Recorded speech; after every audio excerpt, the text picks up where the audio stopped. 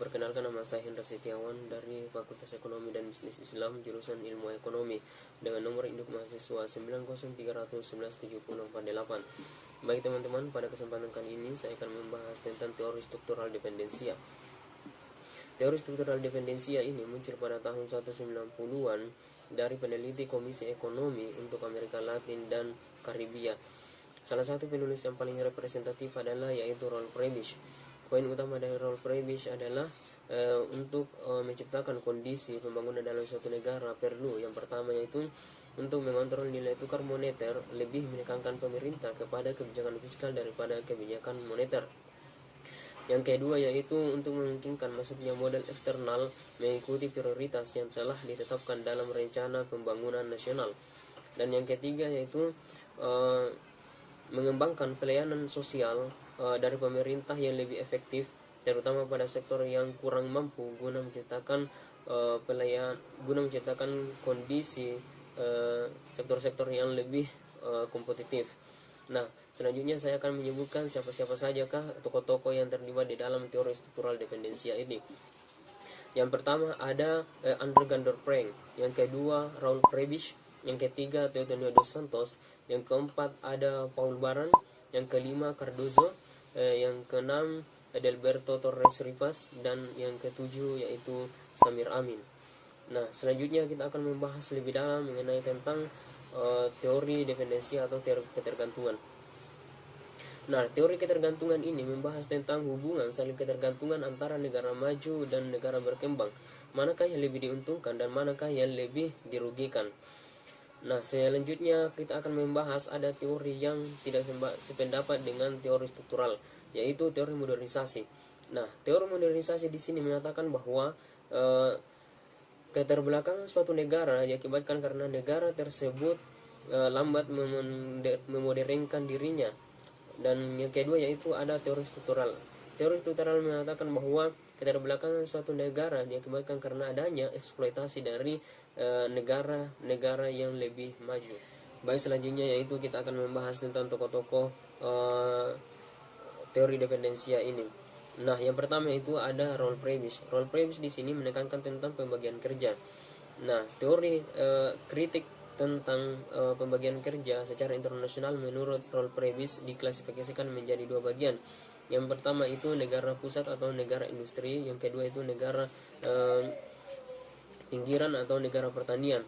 Nah, menurutnya kedua negara ini harus melakukan perdagangan agar keduanya saling menguntungkan. Namun yang terjadi adalah ketimpangan di mana negara maju lebih diuntungkan dan negara pinggiran lebih dirugikan, sehingga terjadi defisit di negara pinggiran. Nah, menurut Rolf Prebisch bahwa negara berkembang atau negara pinggiran tidak akan berubah kalau hanya mengekspor barang-barang primer. Jadi solusi dari Rolf Prebisch bahwa negara keterbelakangan atau negara berkembang harus melakukan industrialisasi. Nah, yang kedua yaitu ada Paul Baran. Paul Baran di sini mengemukakan bahwa hubungan antara negara maju dan negara berkembang menyebabkan ketergantungan negara berkembang terhadap negara maju. Menurut Paul Baran, kapitalis asing sering menggandeng tuan tanah atau pedagang atau konglomerat di negara berkembang. Dan biasanya pemerintah di negara berkembang mensupport dan kapitalis asing, sehingga yang dirugikan adalah pihak rakyat kecil. Nah, yang ketiga yaitu ada Andre Gandor Prank. Prank di sini percaya bahwa kapitalisme baik yang global maupun nasional adalah faktor yang menghasilkan keterbelakangan di masa lalu dan terus berkembang di masa sekarang. Nah, Prank mengklasifikasikan menjadi dua bagian. Yang pertama itu ada negara pusat atau negara metropolis, dan yang kedua itu negara pinggiran atau negara satelit. Nah, menurut Prank membagi tiga komponen. Yang pertama itu ada modal asing, yang kedua yaitu pemerintahan lokal di negara satelit, dan yang ketiga itu kaum borjuis. Nah, di mana menurut Andre Gander Preng bahwa di mana di sini kaum berjuis bekerja sama dengan pemerintahan lokal di negara satelit untuk memperoleh keuntungan sebesar-besarnya. Akibat kerjasama ini muncullah kebijakan-kebijakan pemerintah yang dimana menguntungkan modal asing dan kaum berjuis lokal, tapi meminggirkan kepentingan rakyat.